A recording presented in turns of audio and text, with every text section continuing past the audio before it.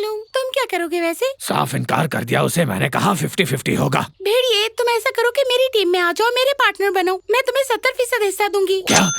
हाँ ठीक है, मुझे मंजूर है, लाओ ताली दो। बचाओ! ये तुम्हारे हाथ में क्या है? क्या? ये कुछ नहीं, बाद में बताऊंगा।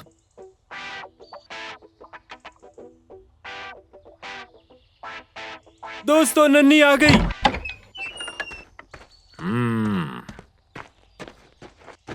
नन्ही, तुम फिर बिना बताए कहाँ चली गई थी? मैं जंगल गई थी ताजा हवा लेने के लिए। आज सुबह जो हुआ, क्या तुम भूल गई? आप क्या कहना चाह रहे हैं? मैं तुम्हारे और कुकू के मसले के हवाले से बात करना चाहता हूँ। उस बारे में क्या?